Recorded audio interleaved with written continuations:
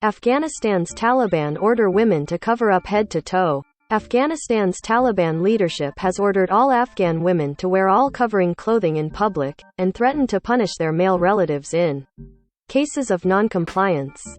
Kabul, Afghanistan. Afghanistan's Taliban rulers on Saturday ordered all Afghan women to wear head-to-toe clothing in public, a sharp, hard-line pivot that confirmed the worst fears of rights activists and was bound to further complicate Taliban dealings with an already distrustful international community. The decree says that women should leave the home only when necessary, and that male relatives would face punishment, starting with a summons and escalating up to court hearings and jail time, for women's dress code violations. It was the latest in a series of repressive edicts issued by the Taliban leadership, not all of which have been implemented.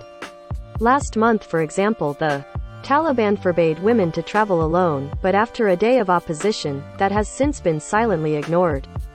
The United Nations Assistance Mission in Afghanistan said it was deeply concerned with what appeared to be a formal directive that would be implemented and enforced, adding that it would seek clarifications from the Taliban about the decision. This decision contradicts numerous assurances regarding respect for and protection of all Afghans' human rights, including those of women and girls, that had been provided to the international community by Taliban representatives during discussions and negotiations over the past decade, it said in a statement. The decree, which calls for women to only show their eyes and recommends they wear the head-to-toe burqa, evoked similar restrictions on women during the Taliban's previous rule between 1996 and 2001. "We want our sisters to live with dignity and safety," said Khalid Hanafi, acting minister for the Taliban's Vice and Virtue Ministry. The Taliban previously decided against reopening schools to girls above grade 6, reneging on an earlier promise and opting to appease their hardline base at the expense of further alienating the international community.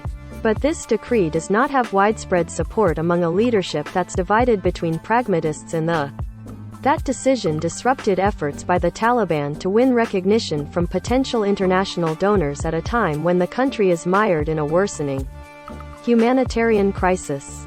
For all dignified Afghan women, wearing hijab is necessary, and the best hijab is chadori, the head-to-toe burqa, which is part of our tradition and is respectful, said Shir Mohammed, an official from the Vice and Virtue Ministry in a statement. Those women who are not too old or young must cover their face, except the eyes, he said. Islamic principles and Islamic ideology are more important to us than anything else, Hanafi said. Senior Afghanistan researcher Heather Barr of Human Rights Watch urged the international community to put coordinated pressure on the Taliban.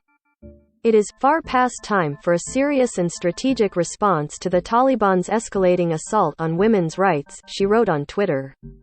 The Taliban were ousted in 2001 by a U.S.-led coalition for harboring al-Qaeda leader Osama bin Laden and returned to power after America's chaotic departure. Last year, the White House did not have immediate comment on the Taliban's latest decree. Since taking power last August, the Taliban leadership has been squabbling among themselves as they struggle to transition from war to governing. It has pit hardliners against the more pragmatic among them.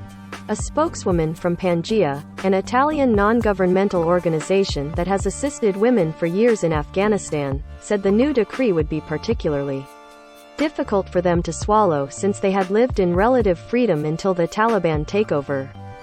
In the last 20 years, they have had the awareness of human rights, and in the span of a few months have lost them, Silvia Redigolo said by telephone. "It's dramatic to, now, have a life that doesn't exist," she said.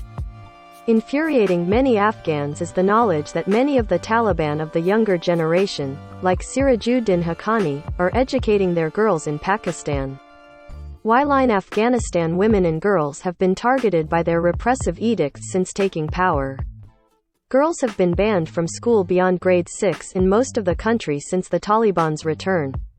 Universities opened earlier this year in much of the country, but since taking power the Taliban edicts have been erratic. While a handful of provinces continued to provide education to all, most provinces closed educational institutions for girls and women. The religiously driven Taliban administration fears that going forward with enrolling girls beyond the 6th grade could alienate their rural base. Hashmi said. In the capital, Kabul, private schools and universities have operated uninterrupted.